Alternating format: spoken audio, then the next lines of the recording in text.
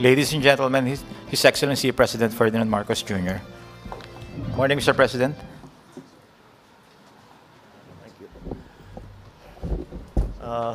Magandang umaga sa inyong lahat. Tinawag ko kayong lahat ngayong umaga dahil may nagpaalala sa akin na tatlong buwan na ang nakalipas mula nung aking SONA na ating sinimulaan ang pag-imbestiga tungkol sa mga anomalous na flood control project. Kaya't ito ay ang aking report sa taong bayan kung ano na ang mga pangyayari mula nung SONA ko at kung ano na ang ginagawa. Dahil siyempre marami dito sa ating ginagawa ay hindi na isa sa publiko. At kaya't nagtatanong ang tao, ano na ba nangyari mula nung SONA?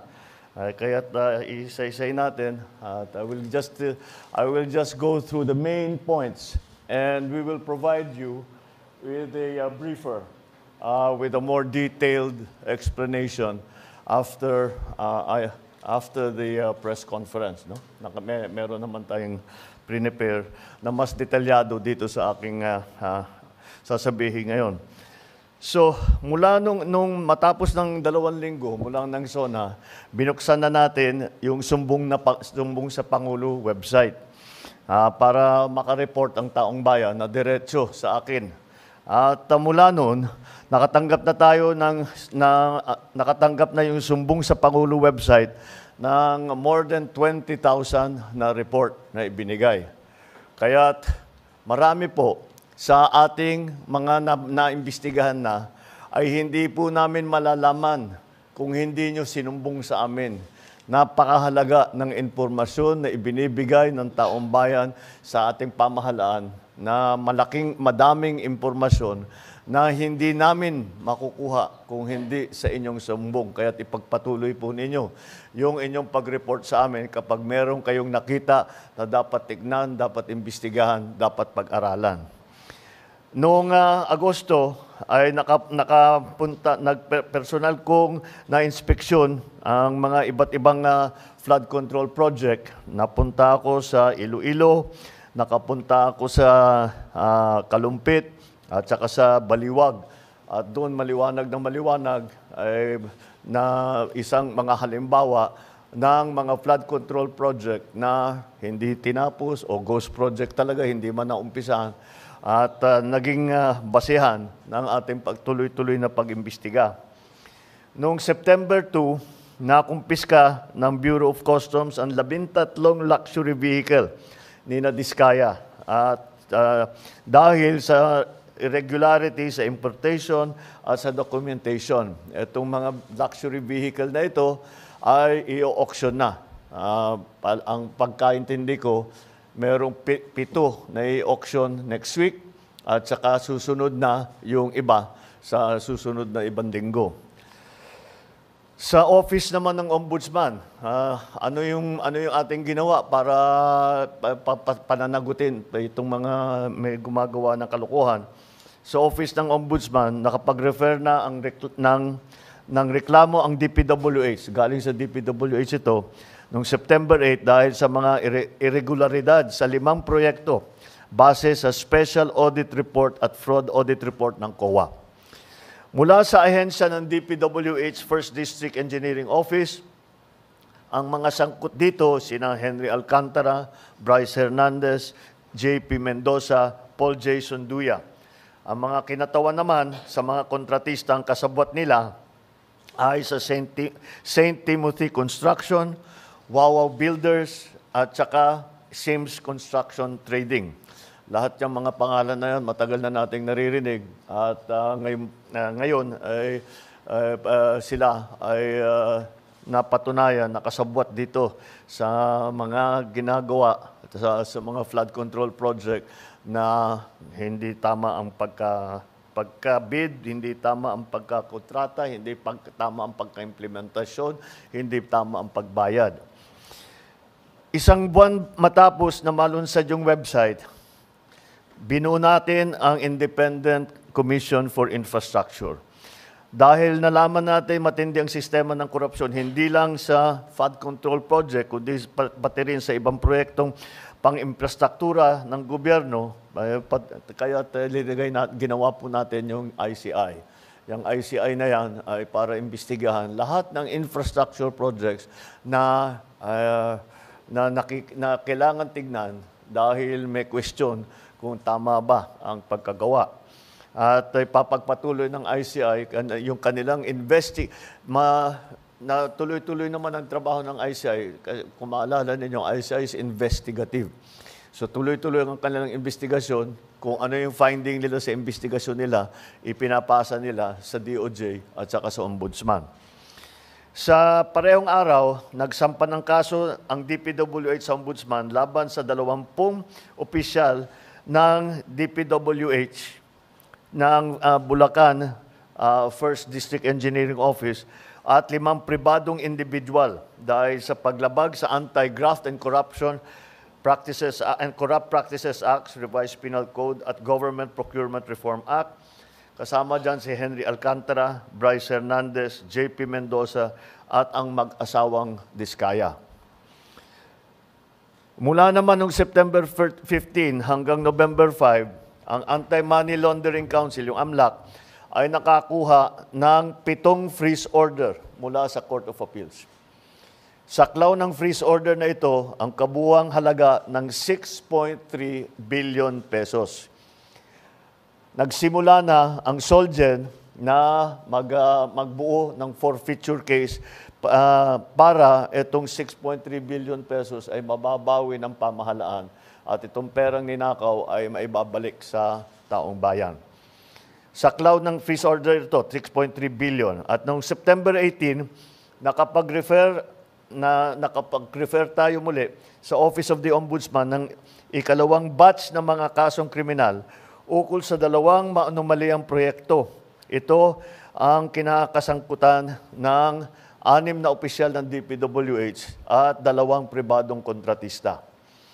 Andito yata, ayan, these are the cases. No? Mula naman noong September 29 hanggang November 6, nagsumiti na ang ICI sa Office of the Ombudsman ng criminal at administrative cases laban sa 37 individual na konektado sa mga maanomaliang FCPs. Kabilang dito mga kasong graft and corruption, malversation, falsification, plunder, paglabag sa Code of Conduct for Public Officers. Samantala, nag-submit din ang DPWH sa Philippine Competition Commission ang 12 kaso ng bid manipulation at bid rigging noong October 3. Kinasasangkutan ng 6 na pribadong kumpanya. Dito pa lang sa mga kasong ito, makakabawi tayo ng 3 hanggang 5 bilyong piso ang penalty na pag sinama-sama natin lahat ng penalty ng lahat ng kaso ng mga bid rigging so far, baka meron pang idadagdag dyan, sa kasalukuyan pa lang yan, ay makakabawi tayo ng 3 to 5 billion pesos in terms of fines. Nito namang October 23, nagsampa ng kasong malversation at paglabag sa Anti-Graft and Corrupt Practices Act ang DPWH laban sa 21 opisyal ng DPWH La Union 2nd District Engineering Office at Davao Occidental District Engineering Office at 4 na pribadong individual. Moises Tabukol ng Silver Wolves Construction Corporation, Alvin Diego ng Silver Wolves Construction Corporation, Maria Roma Angeline Rimando ng St. Timothy Construction Corporation, Cesara Rowena Diskaya ng St. Timothy Construction Corporation.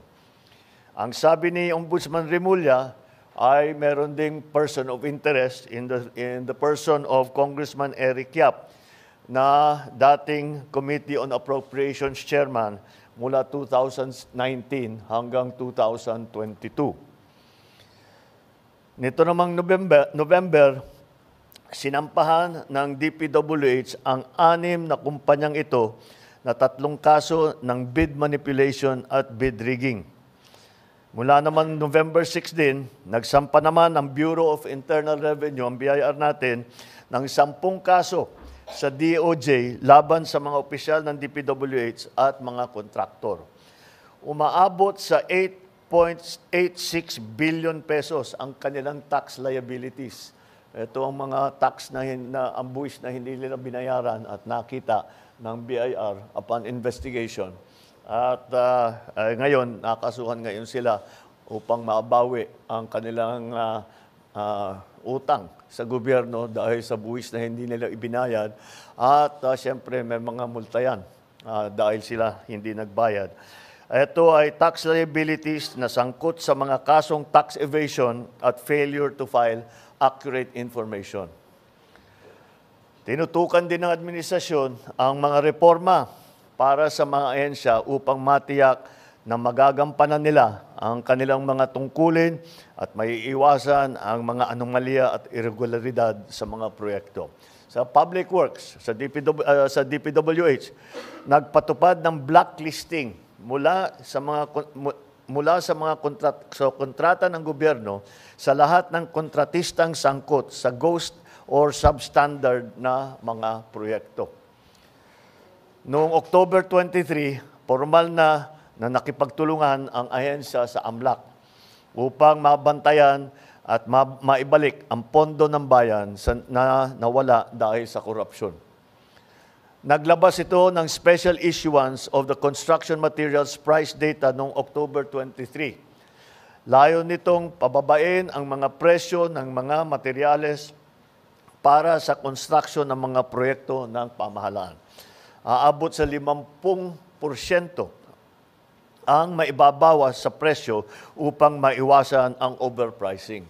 Dahil talagang titignan natin, market price na ang hindi pwedeng ibahin o baguhin o masyadong malayo sa market price ang mga materyales na ginagamit dito sa mga flood control project at sa mga lahat ng infrastructure project.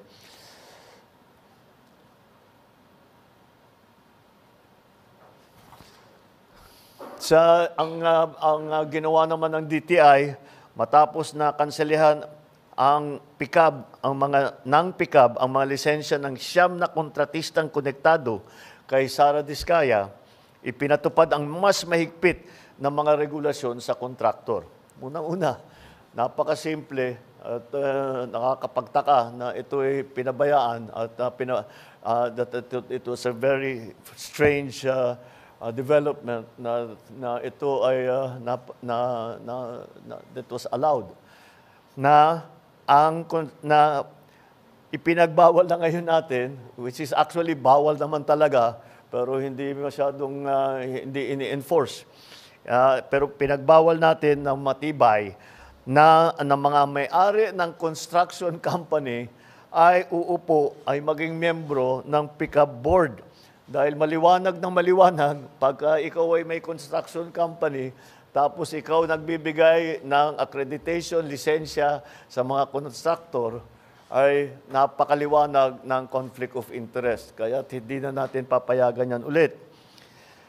Upang masiguro maisusulong ang katapatan, integridad at pananagutan sa pamahalaan, nagsasagawa tayo ng mga reforma sa iba't ibang sektor ng ating bansa. Bumubuo tayo ng transparency portal upang makapagbigay sa publiko ng mas malawak na access sa impormasyon tungkol sa mga proyekto, kabilang ang mga detalye hinggil sa mga kontratista. Nagpapatupad ng tanggapan, lokasyon at status ng proyekto. Ibig sabihin, babantayan natin ng husto every step of the way. Bawat hakbang sa prosesong ito ay babantayan natin na mabuti para pag may nakita tayong hindi tama nagawa o against the rules and regulations ay makikita natin kaagad at hindi na natin pababayaan na makikita lang after 2-3 years, kagaya na nangyayari ngayon. Magpapatupad din tayo ng mga systematic na reforma sa tatlong pangunahing larangan upang maipabuti ang transparency, ang security ng ating datos, ang pakikilahok ng mga mamamayan sa pagsusubaybay ng ating mga proyekto. Mga reforma sa design process upang mas mapabuti ang papaplano, maiwasan ang mga risk at masiguro na data-driven ang mga batayan at pagdidisenyo. Mga reforma sa bidding at sa procurement upang mapalakas ang kompetisyon, katapatan, integridad at maiwasan ang mga possible risk factor sa buong proseso ng procurement. Mga reforma sa proseso ng pagbabayad upang matiyak naman na ang pondo na nilalabas natin para sa mga proyekto ay talagang tapos na. Dahil marami tayong nakita, completed, bayad na, hindi mo naman mahanap yung project, ghost project. O kung may makita kang man project, hindi kumpleto, substandard. Kaya patitibayin natin ang proseso para tiyakin natin na lahat ng kontrata ay ma-implement na mabuti. Mga reforma rin sa proseso ng pagbabayad para tiyakin natin. Yun ang ating mga gagawin. Meron tayong nakita na bagong smart technology na ginagamit na ang AI. Ito ay titignan lang. Ang tinitignan niya, yung AI, tinitignan niya yung proseso ng kontrata. At pagka merong hindi tama ang takbo ng proseso ng kontrata, ay magfa-flag yan. Kailangan magfa-flag. Tignan niyo ulit ito. Dahil mukhang may problema, hindi tama ang ginawa. At may question kung talaga bang merong project na ganyan. May nagque-question kung merong maganda ba ang pag-implement ng proyekto. Kaya't gagamitin natin lahat ng paraan na nasa atin, pati nga hanggang AI, lahat ng smart technology na ating nakikita na lumalabas, ay gagamitin natin lahat yan para inspeksyon. Una, meron tayong smart technology para tignan kung ano ba talaga ang standard, kung maganda ang pagkaayos. Ito, tinitignan yung kung talagang linalagyan ng rebar, kung makapal talaga yung konkreto, yung semento sa tamang specification. Yung isa pa naman, yung isang smart technology na gagamitin natin, yung aking nabanggit, titingin sa proseso ng kontrata para pag may nakitang hindi tama, ay makikita natin kaagad. Maglilista yun, makikita natin, babalikan natin, at imbestigahan natin bakit ganyan ang nangyari. Alam nyo, lahat naman tayo ay nais natin na makamtan ng kaagad ang hustisya. Ngunit kung may aral tayong natutunan sa nakaraan, ito ay ang mas mabuti na maging mabusisi tayo at tumagal ng kaunti kaysa magmadali at magkamali. Alam mo nyo, kinakatakutan namin na yung mga alam natin na talagang kasabwat dito sa kawalanghiyang ito ay makakalusot sa kaso dahil because of a legal technicality. Dahil nagkamali tayo sa pagbuo ng ebidensya, dahil hindi maganda ang ating pagpresenta ng kaso, o nakalimutan natin pumirma sa isang dokumento, yung mga maliliit na bagay na ganyan, nalalaglag ang kaso dahil dyan. Kayo, mga reporter, alam na nyo, nangyayari talaga yan. Kaya tinitiyak namin na pagka kami ay sumampa ng kaso, yung kasong yan ay hanggang sa dulo ay matibay ang kaso at kung sino man ang mga guilty ay sila naman talaga ay mananagot at kung kailangan at kung huhusgahan sila ng korte ay makukulong sila. Sa bawat segundo na ating ibinibigay sa investigasyon, tinitiyak natin na ang bawat kasong isasampalaban sa mga abusado ay may sapat na ebidensya at hindi hahantong sa pagbabasura ng kaso. Yun ang pinakamasamang resulta. Yung alam natin na guilty, ngunit nagkamali tayo sa pagbuo ng kaso, nagkamali ang DOJ o nakalimutan ay mawawala, yung masisira yung kaso natin, hindi natin mapapasagot yung taong yun o yung kumpanyang yun. Pananagutin natin lahat ng may kasalanan. Ibabalik natin. So tatlo talagang ating ginawa rito. Unang-una, sinampahan na natin ng kaso yung mga may ebidensya tayo na meron silang kinalaman dito sa mga korupsyon na ito. Pangalawa ay tinitiyak natin na ang kanilang ninakaw na pondo ay maibabalik sa pamahalaan upang magamit sa tama ang mga perang yan. At naglagay tayo ng mga reforma para itong mga pangyayaring ito ay hindi na mauulit.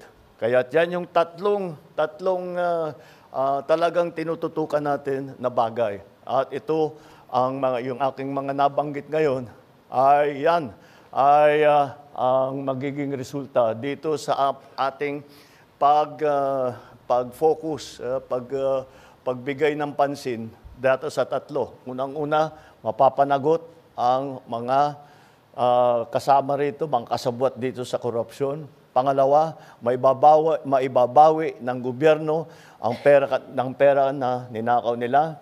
Pangatlo, na gumawa tayo ng reforma para lahat na itong klaseng korupsyon na ganito ay hindi na mauulit. Kaya't, yung mga taong yan na kasabwat dyan, eto, mga walang hiyang ito, na nagnanakaw ng pera ng bayan, tapos na ang maliligaya ninyong araw. Hahabulin na namin kayo. Okay, that's it. I think I have, it's already time. Thank you very much. Maraming salamat, Mr. President. Ladies and gentlemen, the President is running a tight schedule today, as you know. So we'll just take... I'll take two questions. We'll take two questions from the floor. Yeah. The first question will be from Alvin Baltasar. Mr. President, magandang umaga po. Mr. President, nabanggit nyo yung sa presentation, meron ng mga nasampahang kaso at ang hinihintay po talaga ng taong bayan, merong makulong. Ang tanong ko po, Mr. President, kailan po kaya mangyayari na may makukulong at kailan po ito? Palagay ko, hindi palagay ko, alam ko, bago magpasko, marami dito sa napangalanan dito ay palagay ko nasa matatapos na yung kaso nila, buo na yung kaso, makukulong na sila. Wala silang Merry Christmas. Before Christmas, makukulong na sila. Mr. President, at nabanggit niyo rin po kanina yung kinakailangan mabawi natin kung ano man yung halaga na nanakaw nila sa taong bayan. Meron po tayong timeline. Wala tayong buo na kasi marami pa kaming nakikita. Marami pa kaming nakikitang iba. So yung mga nabanggit ko na halaga, yun pa lang ang ating nakikita. Pero ako, nakakatiyak ako, marami pa tayong mababawi dito. So patuloy namin gagawin yan. Thank you, Mr. President. The next question from Kat. Good morning, Mr. President. Sir, you mentioned in the latter part of your speech na tapos na ang maliligayang araw nyo, hahabulin namin kayo. The nation's question is, why is former Congressman Zaldico's passport not yet canceled? And what is the government doing to actually either convince him or force him to return to the Philippines? I think that's best directed at the lawyer because it's a legal answer. And the legal answer is because hindi pa nasampahan ng kaso, therefore the request for the cancellation of his passport cannot yet be made. However, when that time comes, we will immediately cancel his passport. I'm not a lawyer, so I'm not the best person to explain it. But that's the procedure. You have to give grounds for the cancellation of the passport. And those grounds will be based on the cases that will be filed against him. Sir, just a follow-up question on that point. Sir, how convinced are you that Zaldico is the most guilty in this case, or are you somehow amenable to extending an option for him to become a state witness? I'm sorry, extending? An option for him to become a state witness. That option is always there, except for them who are the most guilty. Do you think he is? I don't want. And then pag sinabi ko, sasagutin kita, sasabihin nyo, prejudged. Let the courts do their work. Let the judges do their work. Yun ang ano sa kanila. Mr. President, one more question, please. While we navigate this corruption scandal, the economy is taking a hit. Yep. The peso hit an all-time low yesterday. Third quarter GDP is at 4%. The stock market is at pandemic levels. What is the plan to recover investor confidence? At ano ho ang plano para sa economic recovery? Well, the reason that we had that is that there really was a downturn in economic activity. You have to remember that it's not only because of these problems. Yung bagyo, yung nawala na working days na sa ekonomiya natin because of climate change. And you have to also remember the situation, the global situation. We are not the only ones suffering the shocks that come from the new trade structure that has been imposed on the rest of the world. And so we are all adjusting to that. Kaya yung mga growth rate na lahat ng grupo all around the world is falling. But marami tayong measures na ginawa because the public spending now will be increased, and to make sure that by the end of the year that the levels of public spending are according to our original plan. So mababawi natin yung nawala sa third quarter. Sir, one more point on your presentation. Very obvious, very noticeable po na marami sa mga pangalan binanggit ninyo, DPWH officials, contractors, pero kakonte, if at all, yung mga nabanggit na legislators who are... Well, no, they're part of the list. We'll give you the complete list. I just didn't go through them because there are like 37 of them. So you'll get, as I said, you'll get a briefer, which will give you more detail on all of the things that I've said today. Is the former speaker included in the list, sir? I don't think so because no. The only evidence that has been made against him is in the Senate. So I don't know. No, with the speaker, no. Not as yet. Not as yet. If something else comes out, then he might have to be answerable for something. So, again, we don't file cases for optics. We file cases to put people in jail or to make people answer. I know that there are many, many suggestions of who else we should file cases against.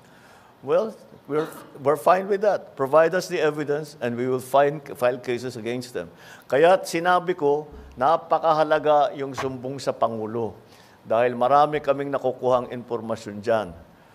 So, pagpatuloy ninyo yung inyong pagsumbong.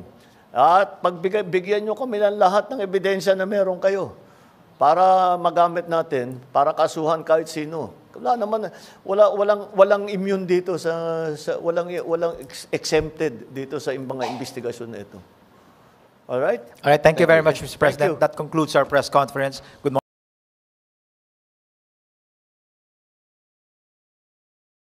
Kami ang boses ng masa, hindi natatakot. Katotohanan lang, di kami nalulunod. Walang bahid ng sismis, lahat ay totoo. Kahit sino ka pa, pag mali ka babanatan ka. Walang pinipili kulay, wala kaming kinikilingan. Basta para sa bayan, kami lalaban. Pagdama palakpakan, pag mali banatan. Di matitinag, di matatakot, para sa bayan.